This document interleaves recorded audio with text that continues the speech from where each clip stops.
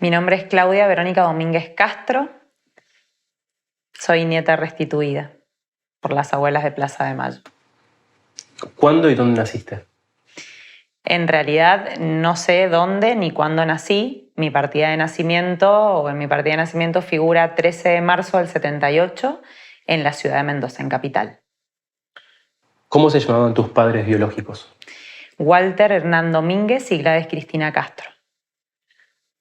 ¿Cuándo y dónde se conocieron?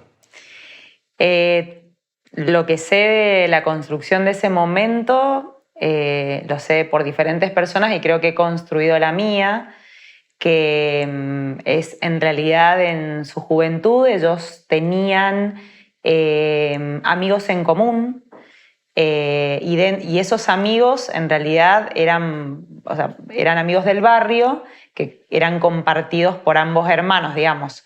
El hermano de mi papá tenía un hermano varón solamente que se llamaba Osiris, y mi mamá tenía en ese momento 3 hermanos, en realidad eran 4 hermanos. Con ella eran 4 y compartían amigos por parte de su hermano, Osiris por parte de mi papá, primos de mi papá que compartían, digamos, amistad con mi tío materno. Entonces era como un conjunto de personas que eran afines, y dentro del conocimiento en sí era muy, digamos, previo a la relación o al primer vínculo que ellos tuvieron, digamos, como parejas, como novios, porque, bueno, en principio se cuenta, que digo, en realidad no me lo contó mi tío, pero lo escuché en otras entrevistas y en otros relatos, que mi tío Osiris tuvo como un acercamiento con mi mamá y como un chamullo, que fue muy pasajero. Mi tío Osiris después se casa con mi tía Mabel, muchos años después, que es la hermana de mi mamá. Por eso cuentan de que fue un poco una previa para acercarse a mi tía Mabel, pero ellos tuvieron algo de relación. Luego mi mamá, con estos vínculos o estas amistades, estas juntadas, tiene una relación de 2 años con posterioridad con un primo, hermano de mi papá, que se llamaba Pedro. Y recién, que es el momento exacto del vínculo con mi papá Walter, no lo sé exactamente, pero debe haber sido en una de esas reuniones y juntadas, y cuando ya mi mamá con Pedro estaba como terminando la relación o no. Eso nunca logré entender el porqué. Lo que sí corroboré que fue así fue al terminar la relación con Pedro, ella se estaba maravillando un poco con la figura o la personalidad de mi papá, porque tuve la suerte de tener en posesión el diario de ella, un diario que me entregó una de sus primas, Celia, y lamentablemente ese diario contaba la relación con mi tío Pedro, y cuando llega a la relación con mi papá, las hojas están arrancadas. Entonces, bueno, yo me pierdo tal vez ese detalle de cómo y por qué empieza, pero sí detecto que fue la cronología esa. ¿Y en qué momento se van a vivir juntos? Y ellos, fue como un poco contada por mi tío una relación así como apresurada, de que sucedió todo en poquito tiempo. En 2 años ellos se conocieron, al año se casaron, en noviembre del 76, y bueno, y en diciembre se fueron a vivir juntos, y en diciembre del 77, el 9 de diciembre, nos secuestran a los 3. O sea que en 2 años ellos se conocen, se casan, se van a vivir juntos y, bueno, después nos secuestran. ¿Y tu madre a qué se dedicaba? ¿Trabajaba? ¿Estudiaba? Mi mamá, luego de sus estudios secundarios, empezó a estudiar diseño en la UNC, pero al poco tiempo, ya coincidente con la convivencia con mi papá, deja la facultad y se pone a trabajar en una panadería, que es una panadería en Capital. Exactamente me llevaron a ese lugar, que no está más la panadería, pero no recuerdo bien las calles, pero bueno, terminó trabajando en una panadería. ¿Militaba? Ella militaba, sí, militó en el Partido Comunista Marxista-Leninista, pero tuvieron una previa con una agrupación que, digamos, reclutaba jóvenes, que era como un poco tendía a convocar a los jóvenes que tenían ideas más populares. Y yo en un principio como que logré construir esto de que mi mamá tal vez acompañaba a mi papá, pero con los relatos de otras personas. Cuentan que mi mamá era como un cuadro político y ella inclusive era quien preparaba a los nuevos jóvenes o a quienes ingresaban. La idea de ellos era, bueno, era un poco difundir estas cuestiones antifascistas, por así decirlo, o ideas, y pregonaban un poco la seguridad de sus miembros y la difusión o publicidad o tal vez denuncias de situaciones a lo mejor de despidos laborales. Era un poco más ideológica, ¿no? Y de difusión y de publicidad. Esa era la militancia.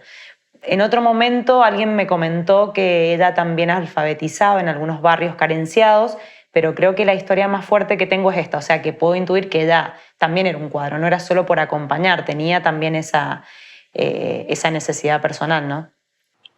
¿Y tu padre a qué se dedicaba? Además de militar, ¿trabajaba, estudiaba? Sí, mi papá ya en los últimos años del secundario trabajaba en un estudio contable, luego de la secundaria ingresó a la Facultad de Arquitectura y también estuvo estudiando aproximadamente 1 año y medio por el relato de sus compañeros y luego dejó la carrera y los motivos también son un poco esto de que él sentía que no podía cambiar el ambiente de la universidad. Él estaba en la Universidad de Mendoza, ahí colaboró con la conformación del centro de estudiantes y un poco hizo un trabajo social y estudiantil, pero lo que declaró a sus amigos y a sus compañeros de estudio es que él en ese lugar no podía moverse con total libertad, así que él necesitaba militar afuera.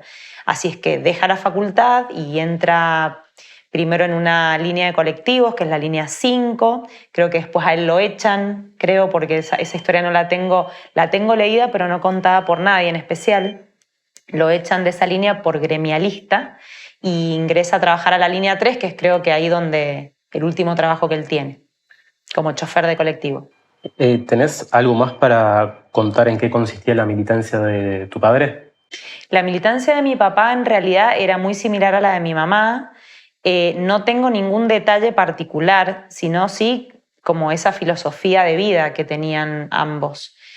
También en un momento me llega digamos, la información de que él también dentro de los barrios lo que ayudaba era tal vez a resolver cuestiones, no sé, mejoras en viviendas, que tiene que ver un poco con esto que le planteaban sus mismos compañeros, tal vez pudiendo no dejar la carrera, él podía dedicarse a alguna arquitectura social. Un poco lo envolvían en esto de no dejes Walter, porque veían que era una persona muy buena, muy capaz y muy buena persona, y que sus ideales podían ser transformados o adaptados. Entonces, bueno, tienen que ver, pero son historias así, tal vez un poco construidas por relatos de otras personas. Así que puede ser que además de su trabajo intelectual y como referente del Partido Comunista acá, también hacían algún tipo de trabajo. Es como que tenían dos líneas, una línea de preparación y más intelectual, ideológica, y otra de trabajo en sí, pero no tengo hechos concretos en lugares determinados. Sí en reuniones del partido. Eso sí, tengo los encuentros y la manera en que ellos preparaban a otras personas y difundían y se cuidaban, pero no así acontecimientos en particular, específicos. Recién mencionaste sobre el secuestro de ellos. Quería preguntarte cómo fue. El secuestro fue en la madrugada del 9 de diciembre.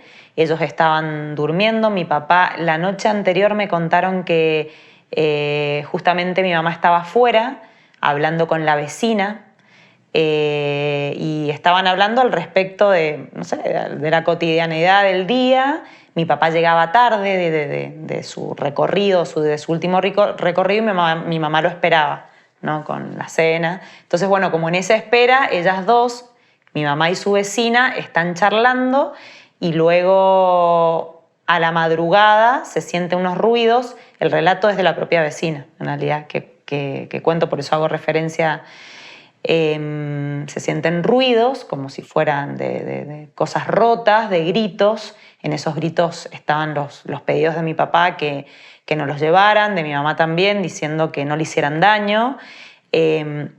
La vecina, que declara con posterioridad, logra ver, porque se asoma por la medianera, que los llevaban arrastrando, que estaban como en ropa de noche, como con un camisón, mi papá con poca ropa, que los tironeaban de los pelos, que había muchas cosas rotas y se sentían ruidos de cosas rotas, y que ella intenta salir para ayudar porque ella no tenía idea de qué hacían.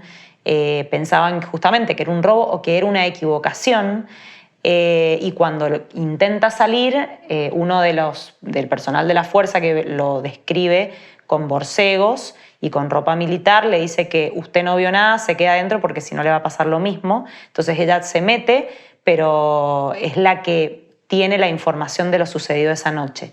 También lo que logra ver es que las calles de la vivienda estaban cercadas por 2 autos Falcon, uno en cada esquina, y que a ellos 2 los suben en autos distintos. Entonces, bueno, esa también es un poco mi construcción de que esa fue la última vez que estuvieron juntos, tal vez. Y luego, por horarios, suponen que el auto que trasladaba a mi papá, construcción, ¿no?, va al domicilio de mi abuelo paterno, de mi abuela paterna. ¿Cómo se llaman tus abuelos? Mi abuela se llama María Sof y mi abuelo Osiris Domínguez. Mi abuelo es fallecido y yo no lo conocí, mi abuela sí la conocí, aún está viva. Y bueno, van a buscar, o ingresan a la casa también de manera violenta. Mi abuelo era artesano de cuchillos y siempre se quedaba hasta altas horas de la noche trabajando. Mi abuela estaba durmiendo en la habitación, entonces ingresan así como tipo patota, preguntando por dónde está tu hijo. Yo no recuerdo si ahí preguntaban exactamente por el hijo mayor, ya teniendo a mi papá, tal vez en el mismo vehículo con el que habían ido, o la verdad que ese detalle de la historia no lo tengo muy claro, o si tal vez habían ido antes, no me acuerdo bien cómo fue el detalle. Pero si iban a buscar al otro hijo, a un hijo, a la casa, mi abuelo les dice que no saben, que no hay nadie, que ellos no están ahí, le pide por favor que no se metan a la casa, a la habitación, porque mi abuela era una mujer enferma, como un poco disuadiendo lo que suponía que podían llegar a hacer, porque tampoco entendía. Cortan el cable del teléfono y luego de esa noche mi abuelo queda como en un estado de shock, y mi abuela cuenta que ella se levanta y estaba como en la mesa, así como atónito, y que al otro día lo único que hacen es ir al domicilio, porque intuyeron que algo podía haber sucedido. Van al domicilio de mis papás y bueno, ven que estaba la puerta rota y todo, no solamente dado vueltas, sino que habían robado muchas cosas rotas. Así que bueno, varias personas cuentan que lo único que hacía mi abuelo en ese momento era intentar arreglar la puerta para que el dueño de la casa que alquilaban, bueno, como una cuestión, viste, de shock total, como que es una historia así muy dura, que cuentan de que lo único que él quería tratar de arreglar la puerta para que, no sé, no se enojaran, ¿no? Bueno, una cosa media terrible, ¿no?, que evidentemente la han transitado con posterioridad. ¿Sabes qué fuerza realizó el operativo? No, y no recuerdo. Hay muchas cosas que no he terminado de leer me provocaban mucho dolor. No sé, creo que fue el ejército. Digo por la vestimenta, pero sí creo que fue el ejército. No he leído mucho al respecto.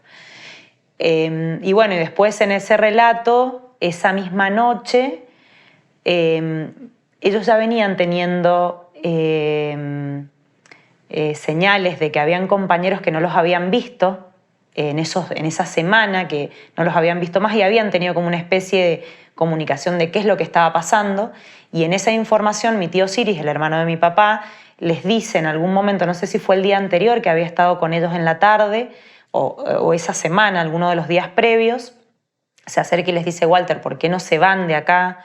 no se van a otro lado. Ellos habían hecho un cambio de domicilio de Dorrego ahí a Godoy Cruz, y les dicen que por qué, si no pasa, ellos no habían hecho nada, que no pasaba nada, que ellos iban a quedar, que iban a estar bien, y él, no sé si es que recibe alguna información reciente o por las dudas pasa esa madrugada, ya como a las 6 de la mañana, porque él trabajaba de noche, entonces sale y pasa por la casa, la vivienda, y ve que la puerta, pasa por la vereda enfrente y ve que la puerta está rota. Eso fue antes de que mi abuelo llegara el otro día, y se da cuenta de que, bueno, lo que podía haber sucedido, entonces ni siquiera ingresa, y a partir de ahí él también es como que, digo, desaparecen bien, empieza a transitar y a viajar así por otros lugares, se escapa, y en ese, o sea, mi abuela, esto lo cuento porque mi abuela supone esa noche o al otro día que perdió a sus 2 hijos, o sea, no tiene noticias de mi tío Siris por mucho tiempo más. Entonces, bueno, fue una búsqueda de 4 personas, de mis 2, de mi tío, de mi mamá, mi papá y mía, de mis abuelos por un tiempo, hasta que les llegó noticias de Osiris. ¿Tu madre de cuánto estaba embarazada? De 6 meses. ¿Y se sabe a dónde lo llevan? No, no se supo absolutamente nada, más allá de lo que comentó la vecina. Yo logré, cuando restituí mi identidad, ir a verla a ella, a hablar con ella, y ella también tiene esa historia y hasta ahí nomás, no tuvo más noticia, inclusive, digamos, todo lo que me contó después realmente es como haber estado en un estado de shock con esa situación. Así que mucha información no tuve. En el 2018 fue el juicio por mi apropiación y supuse tal vez tener algo más de información al respecto y no la tuvimos. ¿Y cómo iniciaron esa búsqueda? Y mis abuelos empezaban como un camino de búsqueda de diferentes opciones y con diferentes personas, en principio individuales, en comisarías, presentando habeas corpus, después entendiendo que habían otros conocidos que les habían pasado lo mismo. Después con ayuda del MED, que era un organismo acá en Mendoza que se encargaba de asistirlos de distintas maneras, digo, hasta ayudándoles a redactar las denuncias. Habían abogados, personas digamos, que un poco daban una mano y terminaron como siendo protagonistas, ¿no?, de esos organismos.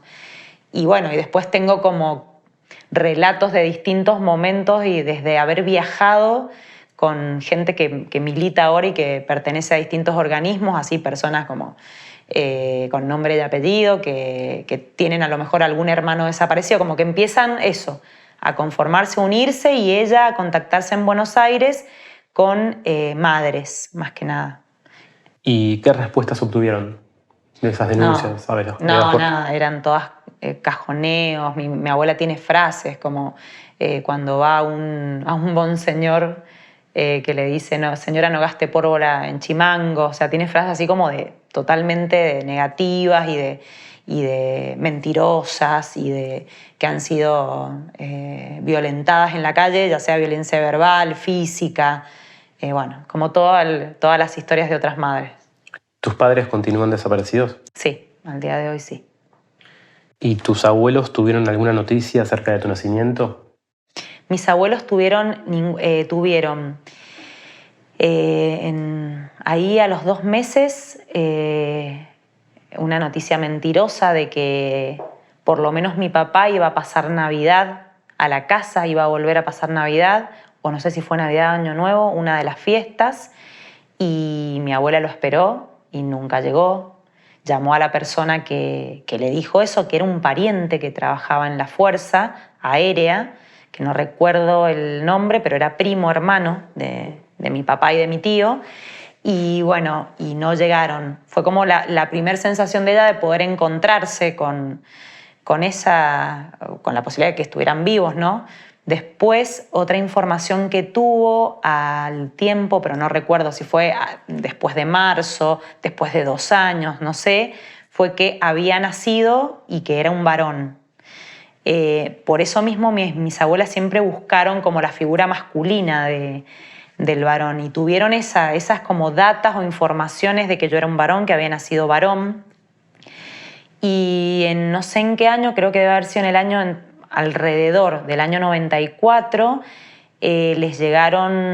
tenían noticias de que en el barrio Unimeb, acá en Mendoza, había un chico que era igual a mi papá y que justamente quien denunciaba ese caso era la abuela, digamos.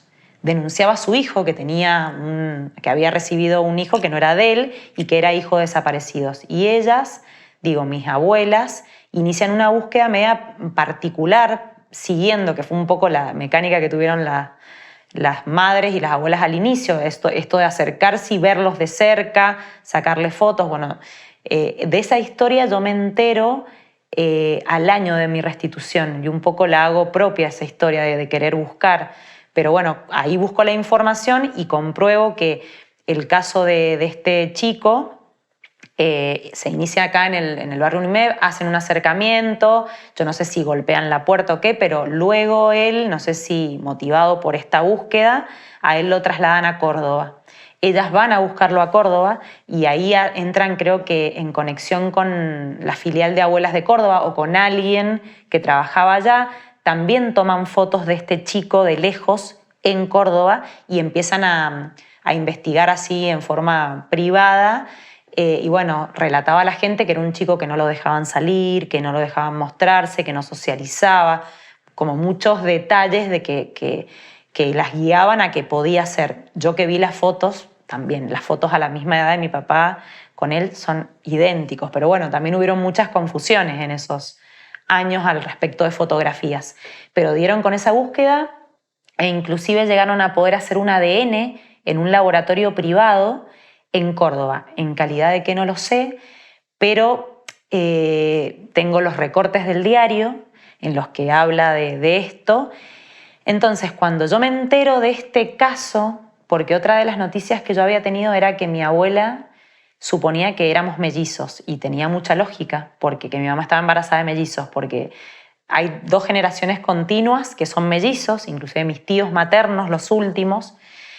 Y bueno, ¿qué me motivó a mí no sé, protagonizar esa búsqueda? Porque yo siempre, durante mi proceso de búsqueda de identidad, sin saber que era hija de desaparecidos, sentí esa necesidad por tener a lo mejor algún hermano que hubiese tenido una misma historia que yo, que anduviera por ahí, que pudiera conocer. Entonces, cuando me cuentan esta historia, como que uno esa motivación que tuve algún año y la hice propia.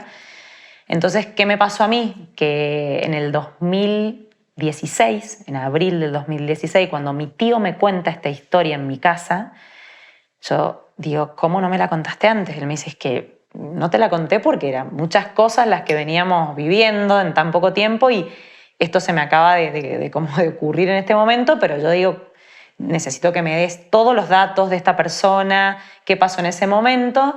Entonces yo lo que hice fue, en principio llamé a Conadi, le pedí por favor, que conté la situación.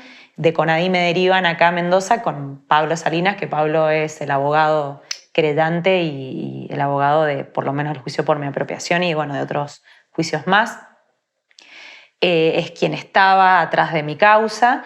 Entonces, cuando le comento a él lo que sucedía, me dice, Claudia, me dice, es que es muy lógico por varios motivos. Dice, puede ser que tu mamá haya estado embarazada de mí, eso no lo sabemos, pero la realidad es que tu caso, o por lo menos la búsqueda de algún probable hijo de tus papás desaparecidos, no tiene que ver solo con vos, sino con otros casos. Nada más que esos casos, la primera que se hizo el ADN y dio positivo fuiste vos.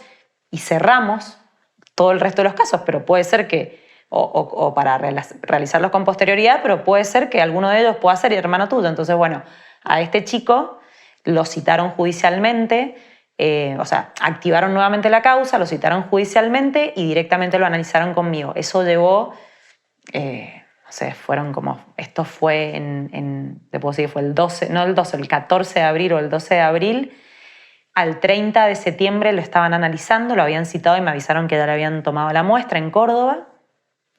Y el 29 de septiembre por ahí, y a fin de año, que fue el 30 de diciembre, por ahí antes de fin de año, había dado negativo conmigo. Entonces, bueno, yo un poco cerré esa historia o esa posibilidad de una búsqueda compartida, y aunque mi abuela no la cerró, le dije, bueno, abuela, le digo, tengo una noticia para darte, que finalmente este caso que lo buscaste toda la vida dio negativo conmigo, y ella me dijo, no sé, dice, yo estoy segura que es tu hermano, pero bueno, es una búsqueda propia.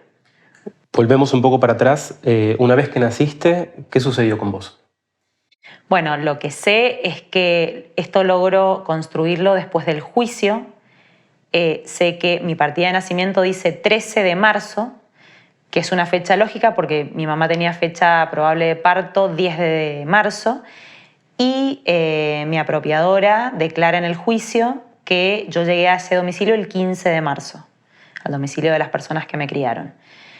Esos 2 días nadie supo decir si estuve con mi mamá, dónde estuve, más allá de dónde nací, qué pasó en esos 2 días, no lo sé, pero sí se logró construir el hecho de que quien llegó al domicilio por intermedio de quien fue mi padrino dentro de la familia de crianza, padrino de bautismo, que él pertenecía a la fuerza de inteligencia, o sea, era personal civil de inteligencia. ¿Cómo se llama?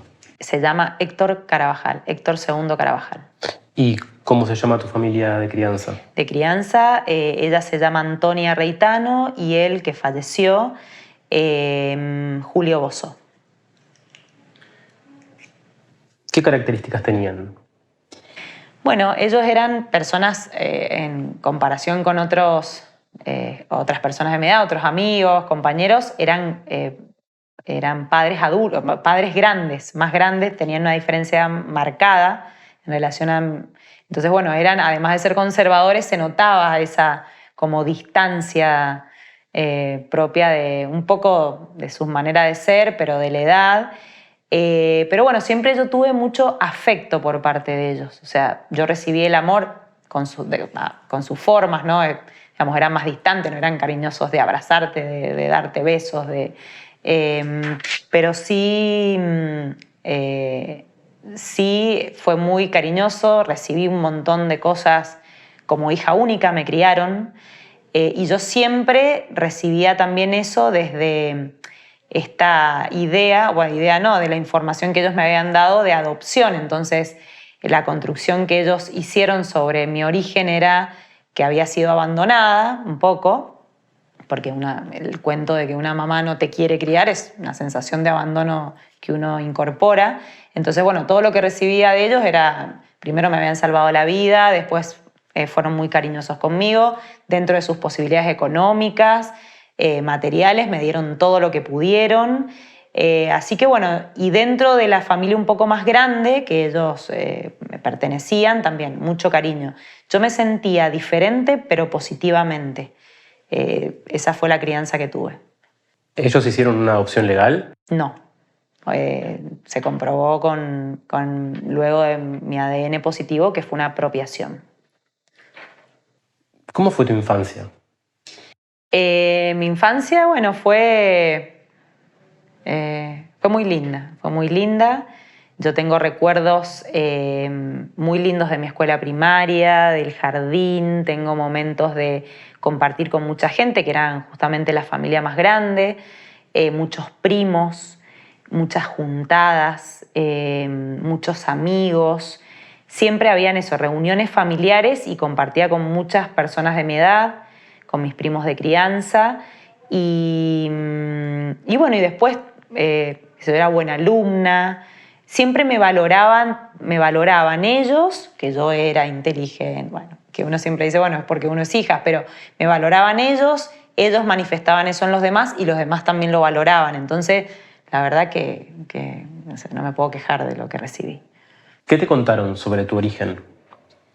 En realidad pregunté muchas veces. La primera información que recibo fue alrededor de los 5 años. Y yo recuerdo estar en un auto que íbamos andando no sé por dónde, yo estaba paradita así en el medio entre los 2 asientos, y ellos inicialmente me dicen ahí que yo fui adoptada. Esa es la primera información que recibo, que en realidad lo recibo también como algo muy bonito. No entendía bien de qué se trataba, pero no lo sentí como algo malo, y eso fue lo único que tuve, por lo menos en la infancia, muchas veces escuché a algunas primas mías, éramos muy chiquitos, a lo mejor teníamos 8 años, a empezar a hablar al respecto y que los adultos cortaban como que no, de eso no se habla, pero nunca lo tomé mal. Después empecé a escuchar historias distintas de mis primos cuando hablaban de mi origen o de cómo había llegado. Y después cuando terminé la secundaria, era algo que tenía como en la cabeza, pero no lo preguntaba. Yo era adoptada nada más. Entonces, hasta salir del secundario era algo así, era como una utopía. No sé si en algún momento hasta alguno de mis primos me decían, no tenés ganas de saber. No recuerdo si de ahí salió la información. La información así fuerte o el motor de búsqueda lo tuve cuando salí del secundario, ingresé en la UTN, que en la UTN ahí conozco a compañeras mías que tenían distintas historias relacionadas con el terrorismo de Estado. Una de ellas, Silvia,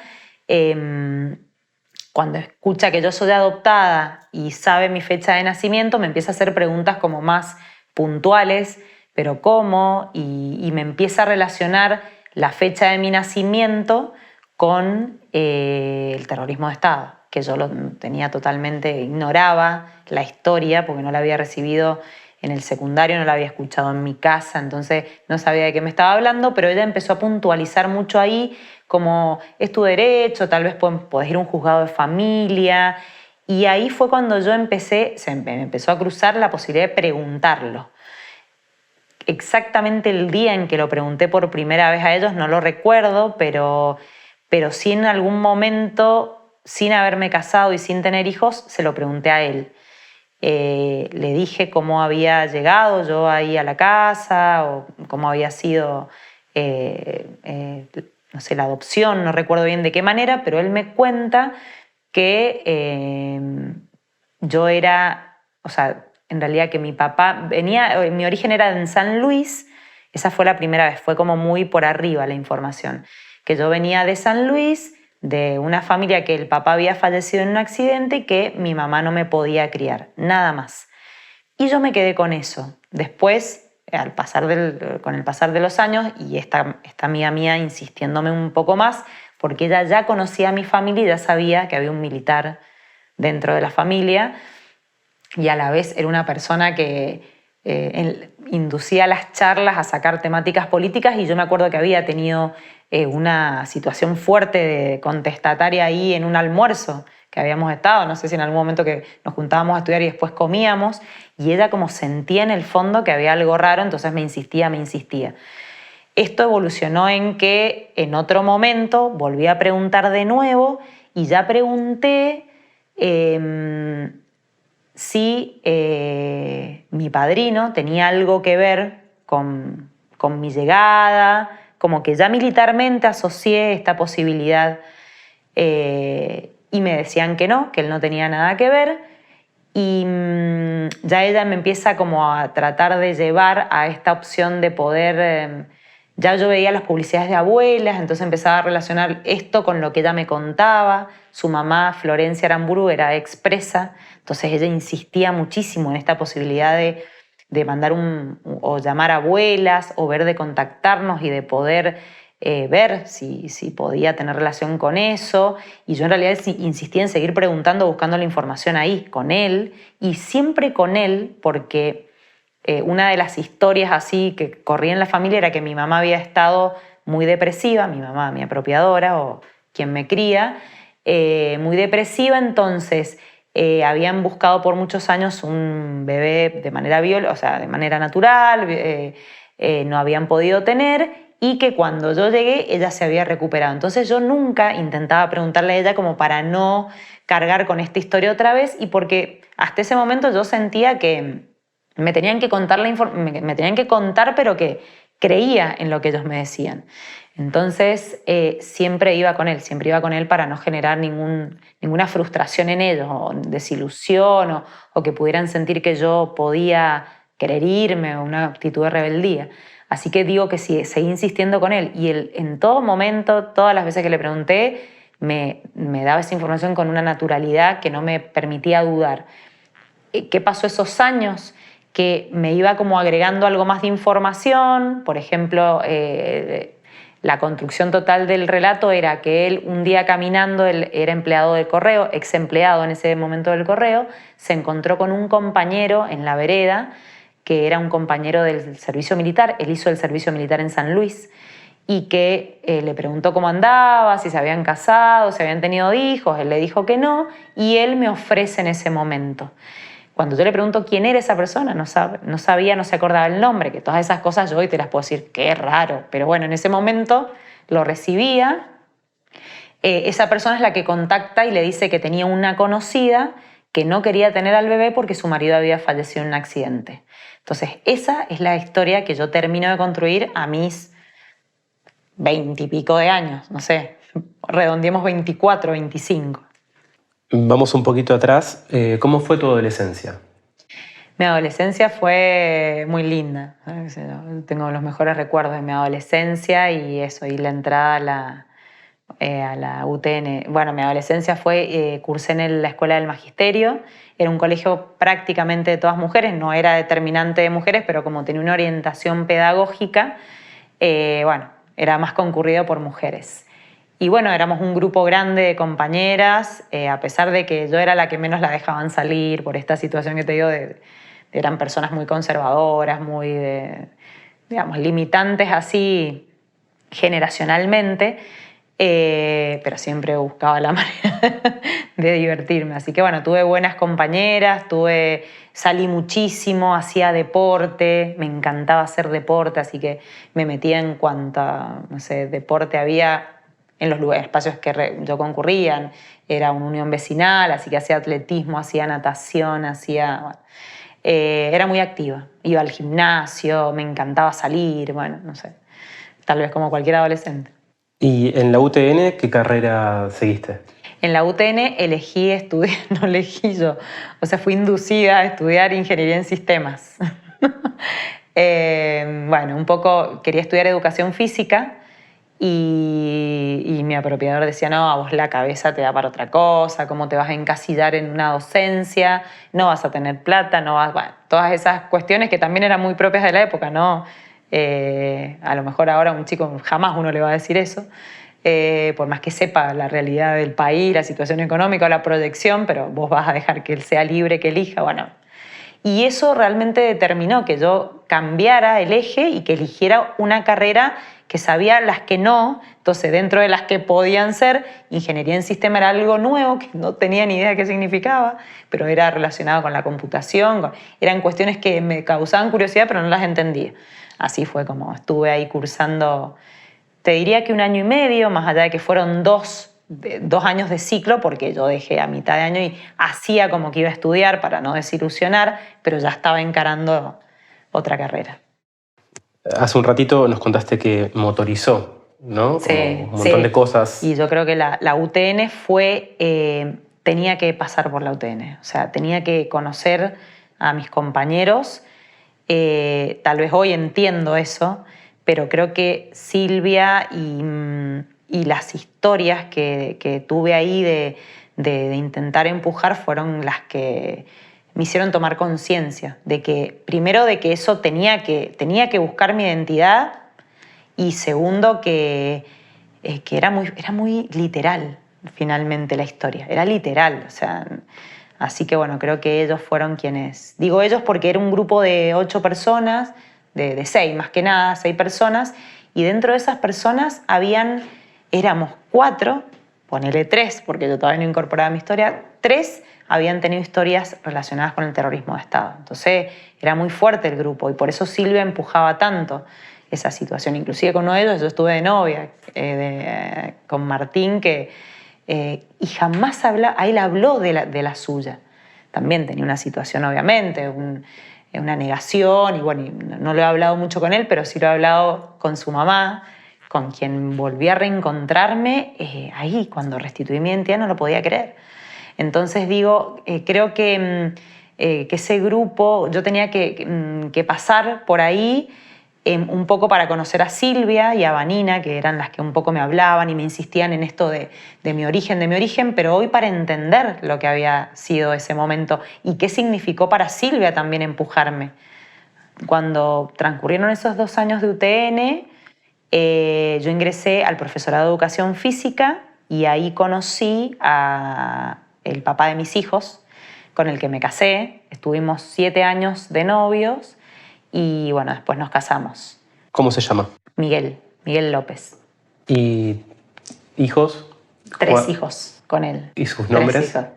La más grande, Guadalupe, Belén, el del medio, Matías Luciano, y el pequeño, Julián Bruno. ¿Cuándo tuviste a tus hijos? A Guadalupe lo tuve a los 26 años, después, 3 años y medio después, tuve a Matías en el año 2009 y después Julián vino en el 2014, más pequeño. ¿Y en el terreno laboral trabajabas?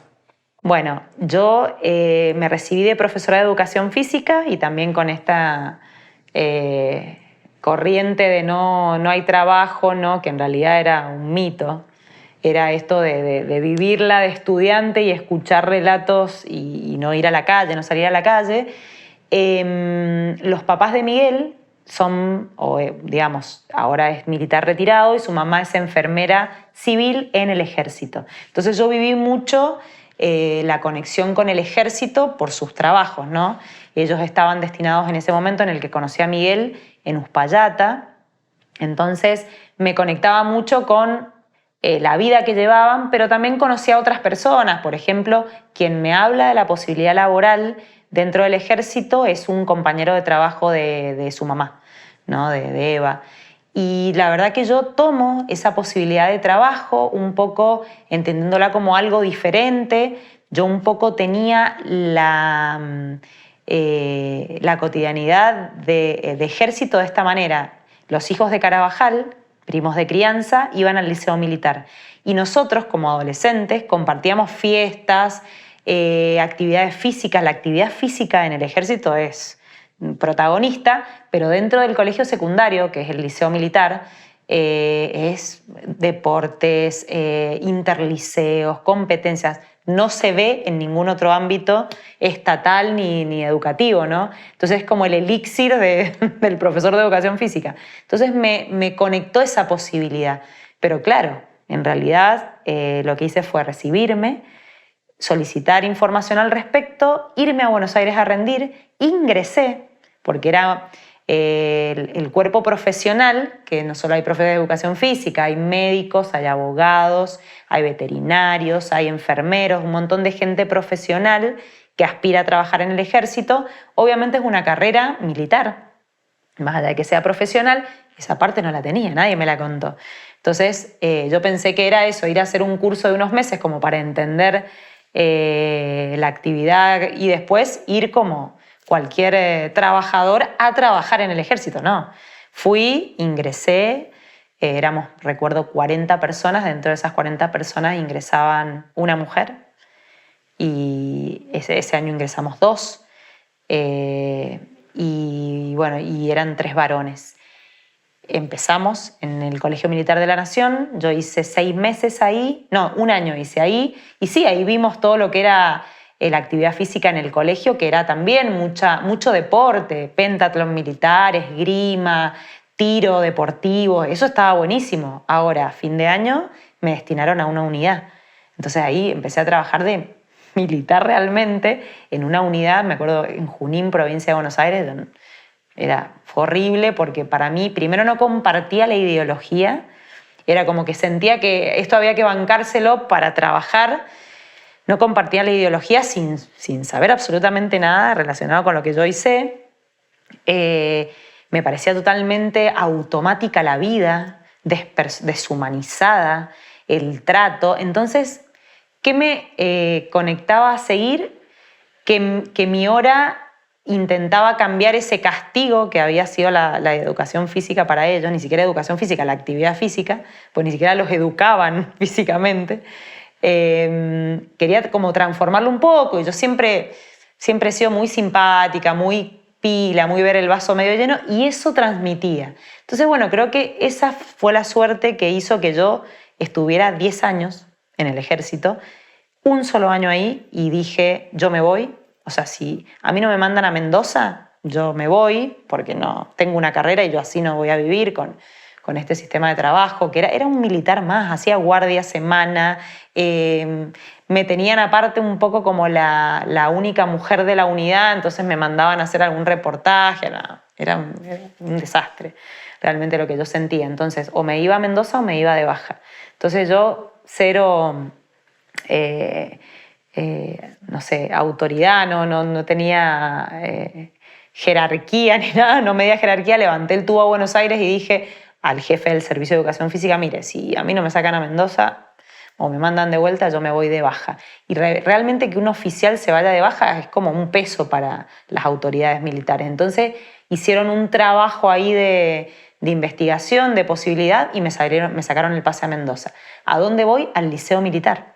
Entonces, en el liceo, más allá de que había gran parte de trabajo militar específico, pero yo era la profesora un poco. Entonces, desde vestirme todo el tiempo infringiendo la ley, que era estar tal vez de verde de combate siempre, no porque yo estoy en el servicio, no porque yo estoy con los profesores, desde vestirme con el uniforme de gimnasia hasta hablar de esa manera y hasta conectarme con profes que iban a trabajar en la escuela. Las fui piloteando, las fui llevando, y la verdad que las mujeres éramos necesarias en esos institutos porque incorporaban mujeres y éramos pocas mujeres. Entonces así estuve 8 años más. Y bueno, trabajé en el ejército. Cuando me salió el pase ya no podía, me intentaban que yo siguiera. Cuando intentan sacarme el pase otra vez a una unidad como en Junín, yo dije, me voy de baja. Y ahí fue que me fui. En realidad me empujaron. Estuve intentando irme y no podía porque sentía como esa carga que no, yo soy poco el sostén del hogar, me sentía como cuestiones personales así impuestas, ¿no? Autoimpuestas, hasta que cuando el pase fue como que dije, no, otra vez yo no me voy a bancar esta situación. O sea, tengo una profesión y soy capaz de hacer otra cosa afuera. Y bueno, me fui y empecé a trabajar en las escuelas. Y no me costó nada, por eso dije que bueno, era una cuestión personal. También a lo mejor tenía que transitar esos años por ahí. ¿Cómo y cuándo se contacta con vos la CONADI, la Comisión Nacional por el Derecho a la Identidad? La CONADI se contacta en enero del 2015, vía telefónica, conmigo. Yo en ese momento ya estaba Julián, el más chico, tenía mis 3 hijos, Julián era bebé. Miguel es guía de alta montaña, entonces era la temporada, es su temporada más fuerte de trabajo, estaba en Aconcagua. Y bueno, Miguel había venido transitando de muchas maneras esta historia mía, ¿no? De búsqueda, de UTN, inclusive de empujarme psicológicamente y escucharme y entender que también él sabía que podía ser hija de desaparecidos, pero iba como respetando mis necesidades y no yendo más allá de lo que yo manifestaba, quería o no quería, o podía o no podía. Entonces, bueno, cuando él estaba, no es como ahora, que la verdad que ahora tenés comunicación por WhatsApp en todos lados, él se comunicaba a lo mejor cada 20 días, cada 15 días, mandaba algún mensaje con alguno. Entonces, bueno, yo cuando recibo ese llamado estaba sola, digamos, con los chicos, pero comunicación con un adulto no tenía, con él, y lo que hago fue escuchar lo que me dicen, que en realidad se presentan, me dicen de qué institución, no tenía ni idea de dónde me llamaban, me dan todos los datos con esta posibilidad de que yo averigüe, que no piense que es un llamado de cualquier lado o un llamado improvisado.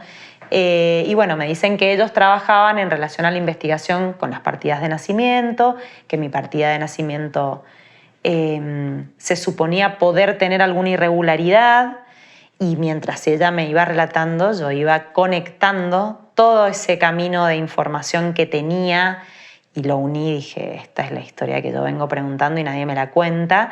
Pero ¿qué le decía? Mira, yo ya sé quién soy, yo ya tengo la información de dónde vengo, así que te pido que no, digamos, no estoy interesada en nada más que esto. Y aparte un poco que la bardeaba porque decía, acá siempre el hilo se corta por lo más fino, un poco teniendo una, no sé, una cuestión mediática en la cabeza, negativa, suponiendo que eso podía ser y que andaban buscando un responsable, teniendo miedo de que obviamente esos responsables eran quienes me habían criado. Entonces, más allá de que yo internamente ya conectaba con que esto es así, pero expresaba otra cosa, una cuestión de defensa. Entonces, bueno, ella me dice al final de toda la conversación, que la va llevando con la experiencia que tienen, obviamente, me dice, me tira una frase que es la que me permite, bueno, lo que voy a contar después, me dice, bueno, mira, no te preocupes, este es un acercamiento voluntario que tenemos inicialmente con vos. La idea es que puedas y decidas espontáneamente hacerte un ADN para, bueno, verificar, pero también te quiero contar que hay otra etapa. Si vos decís que no, que estás en todo tu derecho, podés ser la prueba, tu muestra de sangre puede ser la prueba de un posible delito a nivel judicial y bueno, tu caso está judicializado, por lo cual no sé cuándo, pero es probable que con posterioridad, no sé, 6 meses, 30 días, un año, te cite la justicia y te tome la muestra igual. Entonces yo dije, ¿a qué voy a letargar todo este tiempo? Si es algo, empecé como a sentir esa necesidad personal, ya no de terceras personas, porque yo como un poco intenté, cuando preguntaba sobre mi origen, como que me dijeran, porque entendía que había algo de información que ellos no podían tener también, que podían haber sido, les habían mentido, como esta suerte de querer ayudarlos. Entonces en ese momento dije no, esto es mío, o sea, o esto lo tengo que resolver yo. Así que bueno, le dije que iba a ver si la llamaba, igual ella me dio sus datos, su teléfono y yo corté. Entre medio de esos días llama a Miguel, le cuento y bueno, Miguel también me dice, Claudia, hacete el ADN, o sea, ¿qué vas a esperar? Necesito juntarme con mis apropiadores, contarles lo que había pasado y cuando se los digo veo que en ellos lo que hay es como una duda de dónde viene ese llamado. Ellos siempre que yo les preguntaba mientras estuve trabajando en el ejército sobre mi origen me preguntaban si alguien de adentro me había dicho algo. Entonces esa parte en ese momento yo no la entendí y en ese momento me volvieron a preguntar, ¿no te han dicho nada? ¿Nadie te llenó la cabeza en el ejército? Hacían mucha referencia al ejército como en el tiempo en el que estuve trabajando. Yo ya no trabajaba en el ejército, en realidad no trabajaba hacía 1 año y medio, por ahí. Y no decía, no, esto es otra cosa. Y bueno, yo como que ahí sentí que les avisé, pero que a partir de ese momento no les iba a decir absolutamente nada de lo que hiciera, decidiera y que ese tema era personal, era mío. Que un poco lo venía también transitando en el nacimiento de mis hijos. O sea, cuando fui a la primera consulta por obstétrica con Guadalupe, embarazada de Guadalupe, todavía no sabía que era una nena ni que era ella, pero me preguntan sobre antecedentes, yo ahí digo, esta historia tengo que resolverla, o sea, básicamente por una seguridad biológica para mis hijos, cuidado de la salud, de saber. Y ya empecé a transitar eso como que no era mío y era de ellos, y en ese momento de charla sentí que era mío y de ellos, y nada más. ¿Y cuándo fue la extracción de sangre? Bueno, días después me conecto con Eugenia, en este caso, que era quien me había contactado, y le digo que bueno, que me quiero hacer el ADN. Ella me ofrece la posibilidad de viajar, porque en ese momento creo que ese año o en esos años el banco se estaba trasladando, entonces habían demoras con los viajes. Entonces me dice que si yo quería hacerlo más rápido podía viajar, pero yo como que no quería transitar eso como viniera y sin ningún sobresalto, viajar, que tuviera que estar días afuera, organizarme. Entonces quedé como a la espera de ese viaje y ese viaje ocurrió el 16 de julio de ese mismo año. Yo había viajado días anteriores y eran vacaciones de invierno, entonces habíamos viajado con Miguel y los chicos, inclusive durante años sentí como tanto rechazo a esa posibilidad que le propuse a él no ir a hacerme el ADN, que nos quedáramos de vacaciones, y creo que él me insistió, no, Claudia, tenés que ir, ya está, resolvamos esto. Un poco creo que el volver de ese viaje, que la vuelta era fecha de toma de muestra, fue por eso, porque él me empujó. ¿Y en qué fecha se confirmó el resultado del análisis del ADN? Y el resultado se confirmó el 27 de agosto de ese mismo año. ¿Y qué impacto tuvo en vos? ¿Cómo lo viviste? Bueno, y ese momento también estábamos de viaje, pero ese viaje en realidad fue... Él se tenía que ir a trabajar y yo, bueno, justamente con los chicos chiquitos pasaba mucho tiempo sola por su actividad y su trabajo, como que decidí pedirme unos días en el trabajo e irme con él. no tenía idea que el resultado me parecía que podía llegar a extenderse más y un poco había descartado esta posibilidad de que podía dar, ya está, había hecho el trámite que me había costado tanto hacer. Entonces, bueno, nos fuimos a Esquel en ese momento y estando ahí a mitad del viaje, en realidad un solo día, que fue el día que él no tuvo que trabajar en la tarde, estábamos en Esquel, que queda muy cerquita del paso ahí fronterizo con Chile, y decidimos cruzar para conocer un poquito ese lugar. Fueron horas, creo que fueron 3 horas o 4 horas en las que cruzamos, apagamos el celular para desactivar todo, y cuando volvimos y los encendimos teníamos los dos un montón de llamados 011. Entonces yo digo, ¿qué es esto? Mensajes de Miguel, de hasta un compañero de trabajo que decía, Miguel, me han llamado de Buenos Aires, o sea, como que tenían posibilidad de investigación, que se habían conectado con muchas personas que nos conocían porque suponían que no queríamos atender el teléfono. Entonces, bueno, yo detecto que uno de esos 011 era Eugenia, entonces le pongo, habíamos apagado el celular un rato porque estábamos en Chile, cualquier cosa te comunicás. Nunca conecté que eso era el llamado para darme información acerca de ese análisis, de esa muestra que nos habían tomado. Y bueno, a los 5 minutos me sonó el teléfono. Ya estábamos en la cabaña que habíamos alquilado, yo había llegado, era medio tarde-noche, estaba cocinando, me había puesto a hacer unas pizzas y Miguel estaba como en una clase virtual o una capacitación virtual en el piso de arriba. Entonces, bueno, yo estaba con los más chiquitos, les había tirado, también había decidido hacer pizza como para que se pusieran ahí a cocinar y terminaran con las energías del día. Y cuando recibo el llamado, yo estaba con ellos, horno encendido, en ese momento no me olvido más. Y entonces Eugenia me dice, hola Clau, ¿cómo estás? Pensamos que no querías atender, le cuento más o menos. Y ahí me dice, bueno, para alegría nuestra, dice, tu ADN dio positivo con 2 personas que encima son desaparecidas en Mendoza. Cuando ella me dice eso, yo entro como en un estado de shock que pierdo la noción del tiempo y del espacio, porque recuerdo empezar a alejarme de ahí de la cocina y empezar a subir las escaleras para hablar como, no sé si con más tranquilidad, como para que me escuchara Miguel, no sé por qué subí, dejé a los chicos solos, con el horno prendido, pero eso digo que perdí la noción. Y ahí arriba, él, cuando escuchaba, él estaba como en una clase, no sé, virtual, imagino muteado, pero él estaba escuchando lo que yo hablaba, se dio cuenta que el ADN era positivo.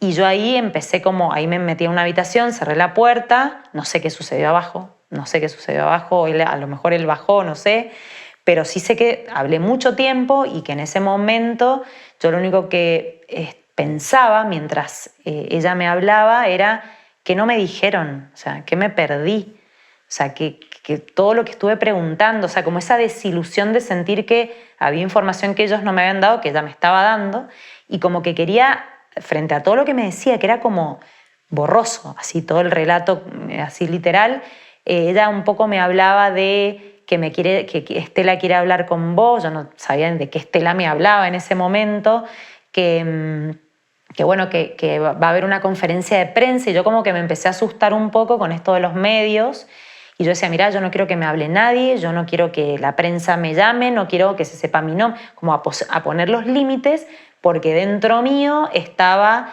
estructurando los pasos por venir, que era esperar a que terminara ese viaje, volver a Mendoza, hablar con mis apropiadores.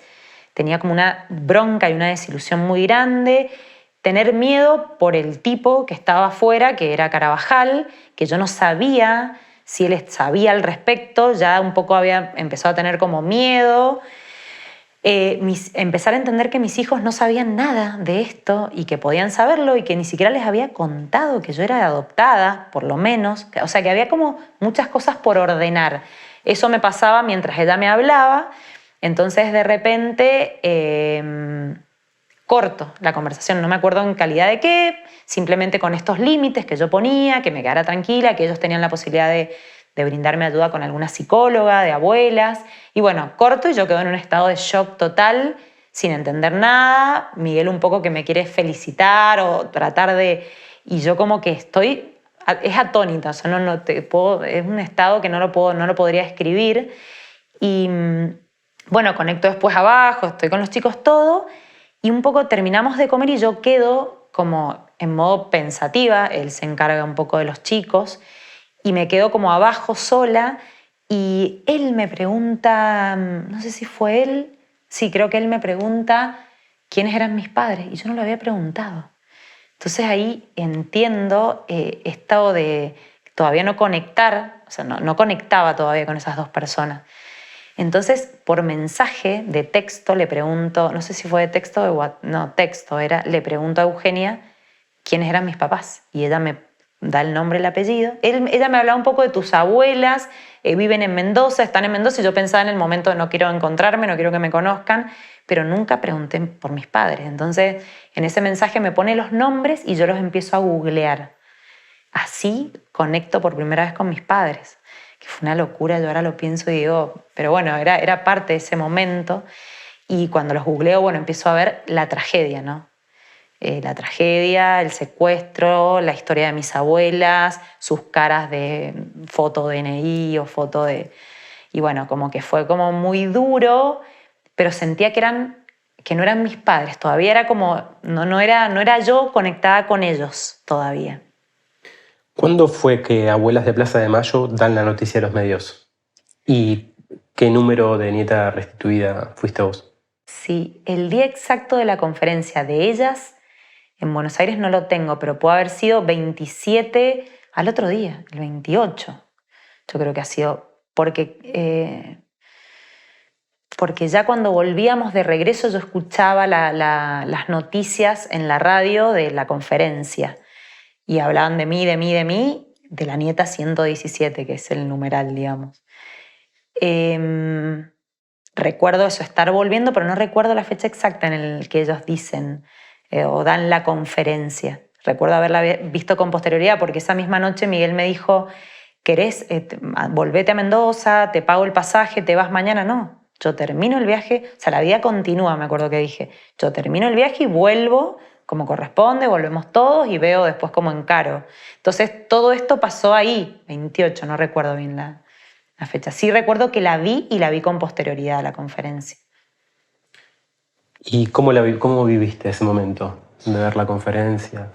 Mira, te puedo decir que al no verla así como en directo, fui escuchando comentarios en la radio, comentarios de la historia de mis papás, y lo que más recuerdo es en el viaje de regreso a mi hija Guadalupe, igual, en la misma postura en la que yo me enteré que era adoptada, estaban durmiendo los otros chicos y yo ya despierta en un tramo de la ruta que se escuchaba la AM, porque eso lo escuchamos en una radio AM, y ella diciendo cómo ella tenía la historia que yo no tuve, la tenía por ver las series de Paca Paca, del canal Encuentro. Todo el tiempo, o sea, sabía la historia del terrorismo de Estado en ese nivel. Entonces ella lo que preguntaba es cómo cómo le pueden haber hecho el ADN. Preguntó algo al respecto del ADN, no de quién era, qué era una nieta restituida, porque eso ya lo entendía cuando escuchaba. Entonces yo le hablaba al respecto de los avances científicos y de cómo se hace un ADN y de la posibilidad de esta persona que era yo, y era ella también la protagonista, intentando responderle, ¿no? Pero pensando, le estoy hablando de mí como si no lo fuera, todo lo que necesito ordenar, ¿no? ¿Vos fuiste a alguna conferencia de prensa? ¿Diste? Sí, acá en Mendoza, bueno, yo volví de ese viaje, lo primero que hice fue esto que te digo, conectarme con mis apropiadores. Después conocí, ahí yo, en ese viaje de vuelta dije, paso número 2, conocer a mis abuelas. O sea, porque ahí yo conecté con estas personas buscándome durante 38 años. Dije, ni un minuto más. Entonces, bueno, intenté dentro de mis posibilidades y mis límites de lo que recién estaba viviendo, coordinar un encuentro con alguien de Buenos Aires, que era Eugenia, que era la persona que yo había estado hablando todo el tiempo. Y yo llegué a Mendoza creo que un martes y el 6 de septiembre conozco a mis abuelas, que era un sábado. Ahí organizamos la reunión. Y luego de todo ese encuentro, yo no sabía qué iba a pasar después de ese encuentro, los miedos que tenía era de esta persona de Carabajal libre, de lo que yo creo que llego, y antes de encontrarme con mis abuelas voy a declarar a la fiscalía.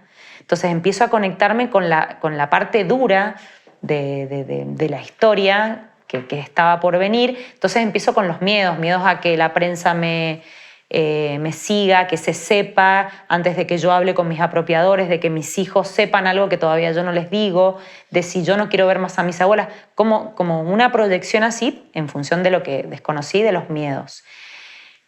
Pero bueno, luego de conocerlas y que fuimos llevando la relación, en realidad querían conocer a la nieta 117 acá en Mendoza, pero bueno, más allá de que podían llegar a cuidarme, se hizo como, me sugirieron poder dar una conferencia en un lugar cuidado, que fue Radio Nacional, con un periodista afín que conocían mis abuelas, que sabían que era como del palo, así que no iba a preguntar nada, justamente todo lo contrario, que me iba a cuidar. Así que bueno, decidimos hacer la conferencia y esa conferencia fue el 16 de octubre de ese mismo año. Ahora, lo que yo nunca imaginé que iba a ser que iba a tener tanta repercusión. Yo pensé que iba a estar con un periodista solo. Cuando entré ahí vi la cantidad de gente, fue tremendo, pero bueno, fue bonito hacerla de esa manera y con él. Pero sí, acá en Mendoza sí, el 16 de octubre. A partir de ese momento, ¿cómo fuiste reconstruyendo la historia de tus padres? ¿Con quién o con quiénes? Bueno, esa primera etapa de restitución estuve con las historias familiares, ¿no? O sea, como muy embebida en la infancia, en el noviazgo de ellos, pero todo relacionado con la intimidad familiar, los relatos de tal vez de sus estudios primarios, de secundarios, cómo eran ellos, sus características de niños, y bueno, eso me llevó mucho y mucha necesidad de estar. Yo creo que en un momento la psicóloga de abuelas me dijo, ¿qué es lo que te gustaría hacer en este momento? Yo le dije, irme un mes, instalarme tal vez 15 días en mi abuela materna, o sea, y que me cuenten. Era como que necesitaba que me contaran todo lo que más pudieran. Y llegó un momento de todas esas historias que me faltaba la que yo veía en las fotos. Yo veía en las fotos esas dos personas que, a diferencia de ahora, una vez que se pusieron de novios, que empezaron con su vida de pareja, de estudio, de militancia, no tenían mucha idea, y ellos mismos iban relatando, y yo no sé muy bien, porque ellos ya trabajaban, me faltaba eso. Y fue una necesidad así como tan grande y personal, porque sentía que era como en ese momento, que era lo que me iba a permitir resolver esto de por qué militaron, por qué se la jugaron. Eran como esas preguntas que yo necesitaba, por qué se arriesgaron, como la vida de estudiante, militante, ideológica, si mi mamá había acompañado a mi papá como por seguirlo, si había sido una decisión de ella. Entonces, bueno, empecé como no sé, a preguntar familiarmente por personas de compañeros del secundario, y algunas me tiraron un par de datos y otros no, y creo que coincidente con un viaje que tuve a abuelas, y en esto de contarme cuál era la función del archivo biográfico familiar, y que contarme de que mi archivo, porque digamos van como intentando hacer el trabajo de todos los nietos que están por restituirse, que son un montón. Por ahí se llevaban como puesta la investigación en los casos que iban surgiendo para terminarlos, o tal vez en las abuelas que ya eran grandes y que necesitaban tener la historia familiar. Entonces como que se va intensificando el trabajo, y cuando yo restituyo mi identidad, el archivo biográfico mío no estaba terminado. Los habían ido haciendo con relatos de hacía muchísimos años atrás, y quedó parado. Entonces como que eso a mí me dio como el motor de decir, bueno, tengo que ser yo el pie, porque es mi necesidad, me armo, me termino de cerrar el archivo yo, o por lo menos de de buscar, porque ellos me dijeron, si vos tenés gente o información acerca de algún compañero, le hicimos una entrevista hace algunos años a tal, y eran todos familiares, o sea que suponía escuchar las mismas historias que había escuchado. Y bueno, un día estando en la casa de mi abuela paterna, veo una foto en la que siempre veía que estaba mi papá con sus compañeros de facultad. Entonces le pregunto, empiezo como a querer ubicar a las personas que estaban vivas, porque aparte yo no sabía, por ejemplo, esa foto sabía que había un compañero, Rodolfo Vera, que se lo llevaron, que pertenecía al partido junto con él, otro compañero, José Luis, que había fallecido, no sabía en qué condición y no sabía de los demás. Entonces le pregunté por alguno de esas personas, ya con otra de mis tías había preguntado al respecto de alguna compañera de mi mamá, de facultad, de secundario, y bueno, y mi abuela me señaló a una persona que es, bueno, que es Pepe ahora, pero bueno, que me dice, mira, él es, también me lo nombró como Pepe, se llama José Púrpura, y él, tengo entendido que te puede dar algo de información. Yo no tengo el contacto de él, pero lo tiene Nino, que es otro, es un militante que también que perdió a su hermana, también la ha buscado, y que él es arquitecto. Mi papá era estudiante de la Facultad de Arquitectura y él sabía que lo conocía o que podía llegar a conseguirme el contacto de Pepe. Entonces, bueno, le llamo al Nino, el Nino me hace el contacto con él y a partir de ahí surge como una, bueno, Pepe es una persona muy especial que hoy es un amigo, pero digo que a partir de ese momento en el que ella me lo señala, surge, él voluntariamente se pone en contacto con compañeros de facultad y es como un motivo esa reunión para que viaje gente del archivo biográfico a terminar o aprovechar esa situación como para hacer las entrevistas. Y yo ese momento como que me pongo, digo, bueno, tienen, no sé, 10 días, me pongo yo a construirlos y a buscar información, a contactarme con otras personas por parte de mi tío, por parte de mis tías. Entonces, bueno, busco a mucha gente que me empieza a contar otras historias. Entonces empiezo a conectarme justamente con esos momentos de ellos, de novios, de estudiantes, de militantes y bueno, que fueron los últimos años, ¿no? Y ahí creo que termino de cerrar eso que yo necesitaba, ¿no? Me falta mucha información, pero digo que ahí conecté con la admiración de ellos, no sé, de lo que les pasó, ¿no? ¿Cuándo solicitaste el cambio de tu identidad? En realidad no. Con la sentencia judicial vino la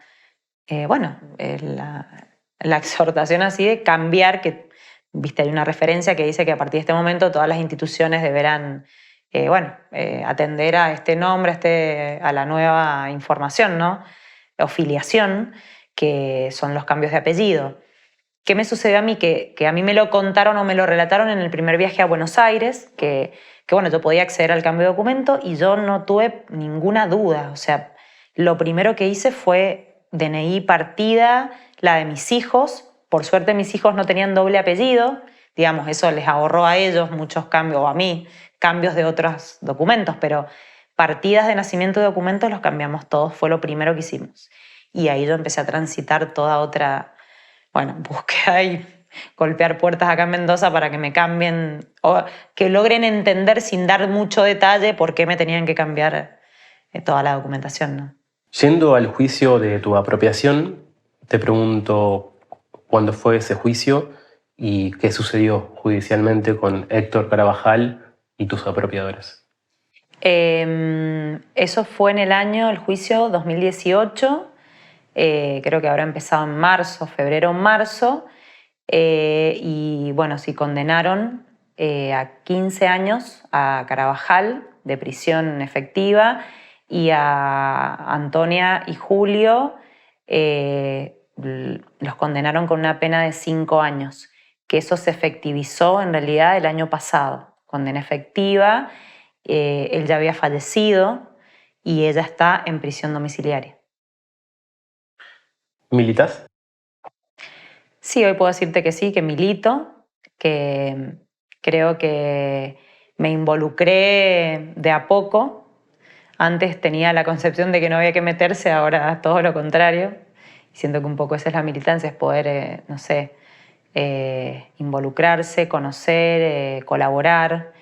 Y bueno, dentro de lo que fue conocer los procesos de militancia, conocer los espacios de militancia, conocer a las personas que colaboraron en mi búsqueda, el trabajo que han hecho incansablemente todos estos años, no solo perteneciendo a, sino acompañando a mis abuelas.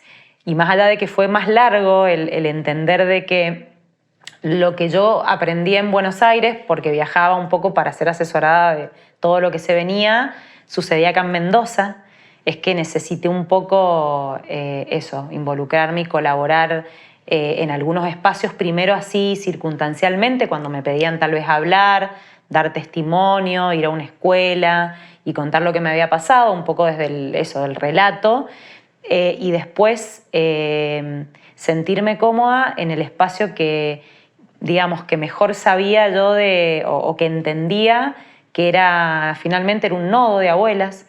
Creo que el hecho de sentirte parte de una familia así de personas que son los nietos, los hijos, quienes conforman la institución y que siempre te reciben, vas entendiendo lo que hacen, vas entendiendo que toda la vida han estado conformando así desde acciones hasta políticas de Estado, que son las que me han permitido conocer mi origen y bueno, y que eso no puede parar y que eso hay que reciclarlo y que bueno, que le toca a uno.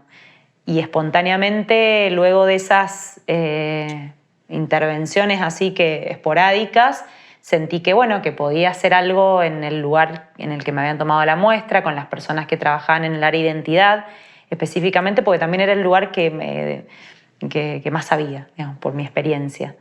Que tenía contactos con abuelas y con las personas que trabajaban allá, o sea que podía ser más fácil el acceso a generar alguna actividad afín. Y bueno, y creo que el problema más grave que tenía el nodo, o que tiene, es que bueno, justamente al ser nodo y no filial, es un trabajo voluntario hacia pulmón y es a caballo de las cosas que uno hace, ¿no? De su trabajo, de su vida, de su...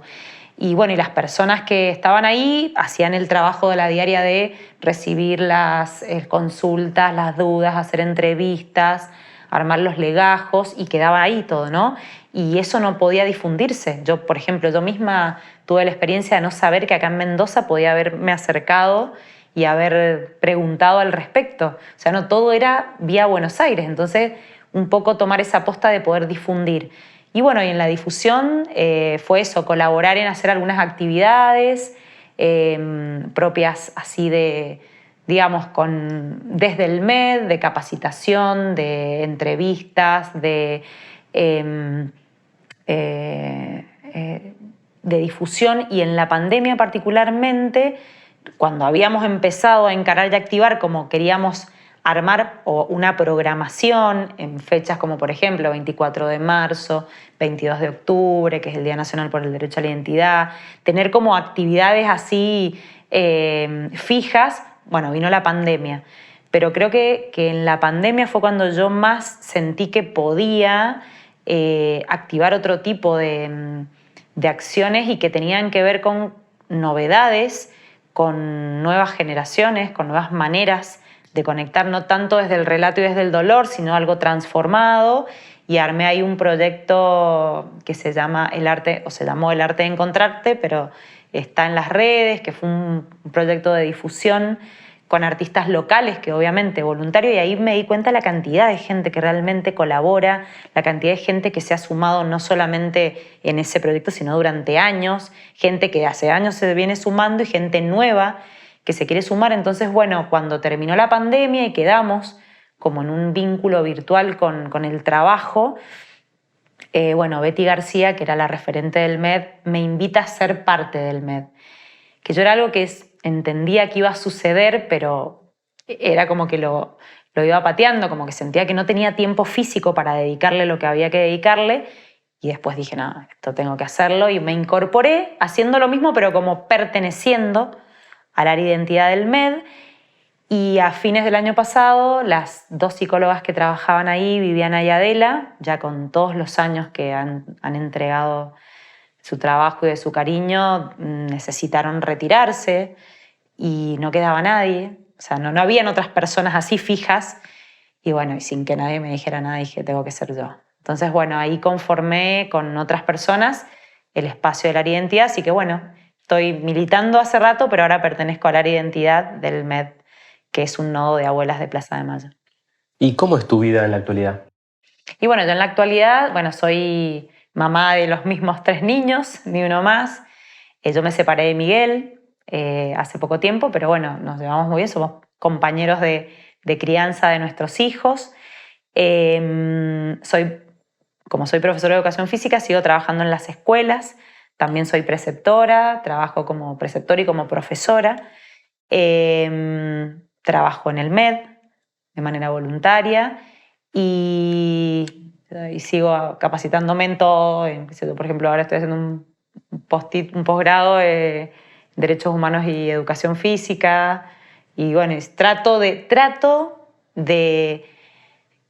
incluir, ¿no? Un poco de transitar todos los espacios en los que frecuento, un poco con la historia que tuve, con lo que sé, ya sea profesionalmente y con lo que me tocó vivir, y de pensar que tengo que tratar de entregar y de pensar en nuevas herramientas, ¿no? De búsqueda, de pensar que la historia tampoco ya es solo mía, sino que ya la he visto evolucionar en estos años con mis hijos, de suponer de que no iban a entender y de contarles lo que nos pasaba, porque ellos eran protagonistas, con palabras muy sencillas, y de ver ya este año que mi hija arma una bandera y sale a marchar.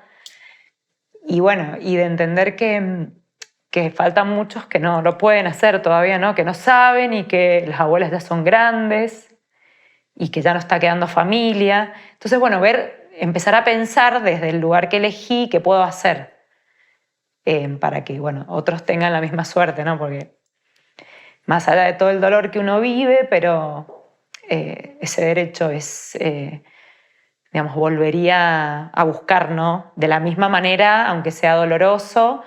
Y bueno, y me gustaría que con lo poco que uno puede, poder generar esto de tomar conciencia en un montón de personas que les pasa lo mismo y que tienen miedo, ¿no? Y que creo que el miedo es mayor.